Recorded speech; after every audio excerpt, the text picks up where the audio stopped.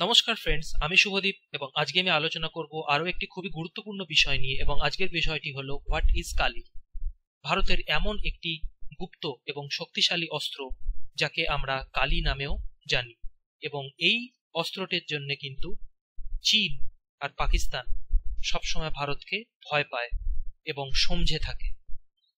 তো আমরা যেটা প্রথমেই দেখে নেব, কালি কিন্তু আসলে যেটা কালির ফুল ফর্ম হচ্ছে সেটা হচ্ছে কিলো অ্যাম্পিয়ার লিনিয়ার ইনজেক্টর। এটা একটা ইলেকট্রন অ্যাক্সিলারেটর যেটা ভারতে তৈরি করা হয়েছে পুরোপুরি। এবং সোজা কথায় যদি আমি বলি, এটা একটা লেজার টাইপ ওয়েপন, যেটা যে কোনো মিসাইল হোক, এনিমি এয়ারক্রাফট হোক, স্টেলথ এয়ারক্রাফট হোক, যে কোনো ধরনের বিমান বা মিসাইল এটা কিন্তু যে কোনো মুহূর্তে ডিস্ট্রয় করে দিতে পারে খুবই তাড়াতাড়ি। এবং এটার কাজ যেটা প্রথম স্টার্ট হয় 1985 সালে, এবং এটার ফাউন্ডার ছিলেন ডক্টর PH রন। এবং 1985 সালে এটার যখন স্টার্ট হয় তখন সেই সময়কার ভাবা অ্যাটমিক রিসার্চ সেন্টারে ডাইরেক্টর ছিলেন ডক্টর আর চিদম্বরম। এবং এই প্রজেক্টটা দুটো অর্গানাইজেশন মিলে করছে, এবং সেই দুটি অর্গানাইজেশন হলো ডিফেন্স রিসার্চ ডেভেলপমেন্ট অর্গানাইজেশন যেটা DRDO, এবং ভাবা অ্যাটমিক রিসার্চ সেন্টার যেটা VARC নামে পরিচিত। এবং এই কাজটা প্রথম 85 সালে শুরু হওয়ার পর 1989 থেকে কিন্তু একটা পেস নেয়।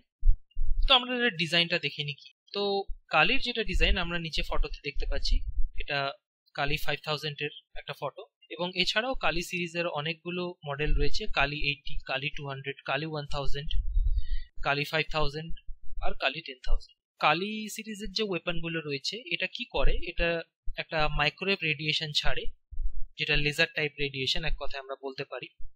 তো এই রেডিয়েশনটা 3 to 5 গিগাহার্জ রেঞ্জের উপরে কাজ করে। এবং আমরা যদি দেখি, এটা হচ্ছে একটা সিঙ্গেল শট ডিভাইস, মানে এটা একবারই ইউজ করা যায়। এবং এটা ইউজ করার জন্য এটার যেটা ইন্টারনাল সার্কিটগুলো রয়েছে সেখানে রয়েছে কিন্তু একটা ওয়াটার ফিল্ড ক্যাপাসিটার্স, এবং যেটা একটা খুব পাওয়ারফুল এনার্জি চার্জ প্রডিউস করে কোনো একটা সিঙ্গেল ডাইরেকশনে, যেখানে সেটা কিন্তু যে কোনো প্লেন, বিমান এবং মিসাইলের সার্কিটকে ডিস্ট্রয় করে দিতে পারে। মানে আমরা যদি বলি তাহলে এক কথায় এই লেজার বিমের মাধ্যমে কি করা হয়, প্লেন বা মিসাইলের যে সার্কিট আছে বা ইলেকট্রনিক্স যেটা রয়েছে যার মাধ্যমে ওটা উড়ছে, সেটাকে কিন্তু পুরোপুরি বিকল বা ডেড করে দেওয়া হয়, যার ফলে প্লেন আর মিসাইল ফাংশন করতে পারে না এবং সেটা ওখানেই ক্র্যাশ হয়ে যায় বা ডিস্ট্রয় হয়ে যায়।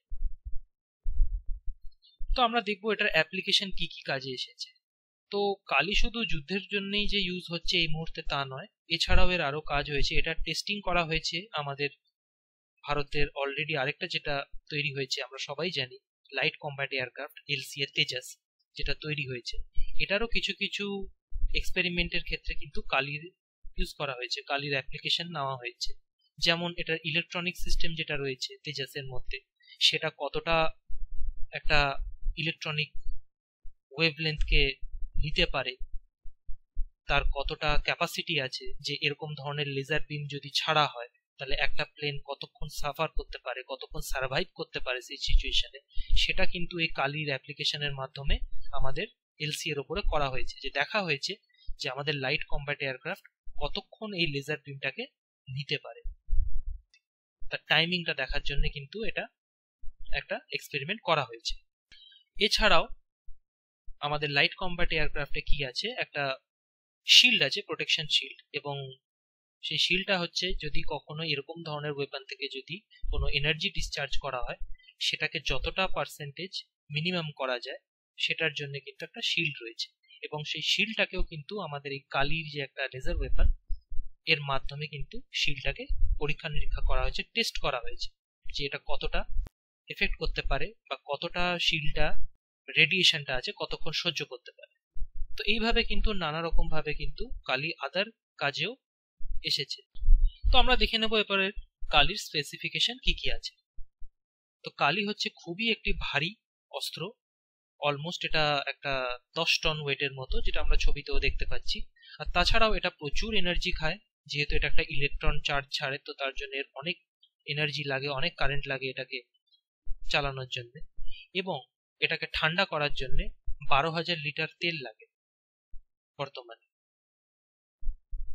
তো আমরা যদি দেখি এটা এই মুহূর্তে কিন্তু একটা খুবই ভারী ওয়েপন, যেটা মানে যথেষ্ট পরিমাণ এনার্জি লাগছে এবং এটাকে কুল করার জন্য কিন্তু অনেক তেলও লাগে।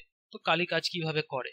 কালি একটা পাওয়ারফুল পালস ছাড়ে, ইলেকট্রন পালস, যেটা ইলেকট্রন বিম বলতে পারি আমরা। এবং এই বিমটা কি হয়, একটা ইএম রেডিয়েশনে কনভার্ট হয়ে যায়, যেটাকে আমরা এক্স রে বা ফ্ল্যাশ এক্স রেও বলতে পারি, বা মাইক্রোওয়েভ। আর এই হিসেবে কি হয়, এই মাইক্রোওয়েভ যে পাওয়ারটা রয়েছে, এই মাইক্রোওয়েভের যে ওয়েভ লেন্থটা রয়েছে, এইভাবে কিন্তু ওটাকে থ্রো করা হয়, বা আমরা এক কথা এটাকে হাই পাওয়ার মাইক্রোওয়েভ গানও বলতে পারি। যেটা আমরা দেখতে পাচ্ছি আমাদের ভারতের যে বড় বিমান রয়েছে IL-76, সেটার যদি লোয়ার পোর্শনে ওটাকে সেট করা হয়, তো ওইভাবে একটা মাইক্রোওয়েভ লেজার বিমের মতো কিন্তু ওটা একটা গিয়ে যে কোনো এনিমি টার্গেটসে গিয়ে হিট করতে পারে এবং সেটাকে বিকল করে দিতে পারে, যেটা আমাদের খুবই কাজে আসতে পারে ভবিষ্যতে। তো কালির অ্যাকচুয়ালি মেন ফিচার্স কি? তো কালি একটা হচ্ছে হাই পাওয়ার মাইক্রোওয়েভ গান, যেটা প্রচুর পরিমাণে একটা মাইক্রোওয়েভ তৈরি করছে, বা একটা ইনভিজিবল লেজার রে তৈরি করছে। এবং এটা একটা বার্স্ট অফ ফায়ার, যেটা 10,000 মিলিয়ন গিগাবাইটস মাইক্রোওয়েভ একটা সিঙ্গেল ডাইরেকশনে থ্রো করা হচ্ছে। এবং এটা কি করছে, একটা ইলেকট্রনিক সার্কিটকে বা কম্পিউটার চিপকে ডিস্ট্রয় করে দিচ্ছে, যেটা প্লেনে বা মিসাইলের মধ্যে থাকে, যার ফলে আমরা দেখতে পাচ্ছি প্লেন কিভাবে ধ্বংস হয়ে যাচ্ছে, বা ডিস্ট্রয় হয়ে যাচ্ছে, বা ক্র্যাশ হয়ে যাচ্ছে, সোজা কথা। তো আমরা শেষমেশ কি দেখে নিতে পারি?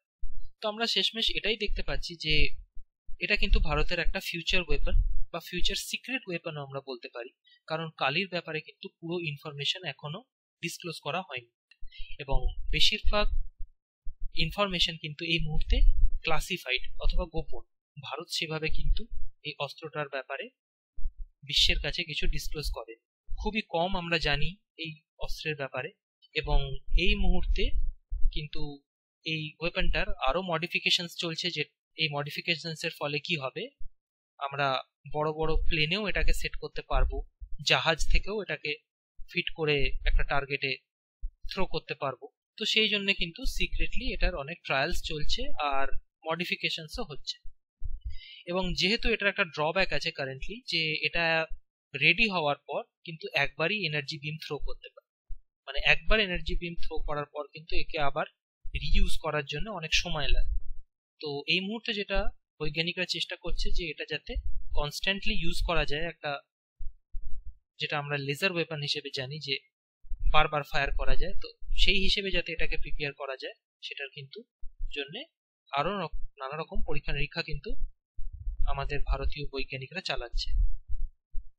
এবং সব থেকে বড় কথা হলো এটাই, যে আমাদের কাছে এই যে টেকনোলজিটা আছে, যেটা আকাশে বা যে কোনো জায়গাতে যে কোনো ওয়েপনকে, মিসাইলকে, প্লেনকে, ট্যাঙ্ককে ডিস্ট্রয় করতে পারে, এই টেকনোলজি কিন্তু এই মুহূর্তে কোনো দেশের কাছে নেই।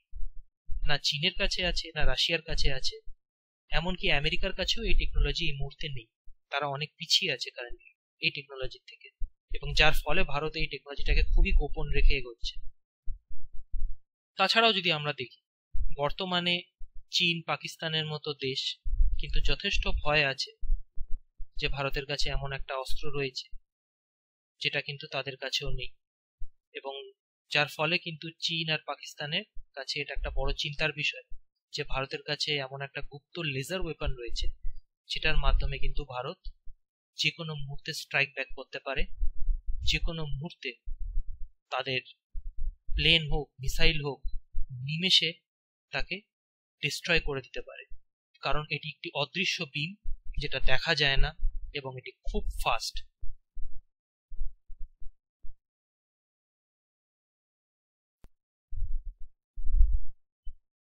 আমার এই ডিসকাশনাল ভিডিওটা যদি আপনাদের ভালো লেগে থাকে, তো অবশ্যই শেয়ার, লাইক অ্যান্ড সাবস্ক্রাইব করতে ভুলবেন না। আমি এরকম ভিডিওস আরো নিয়ে আসবো। আপনারা সবাই ভালো থাকবেন।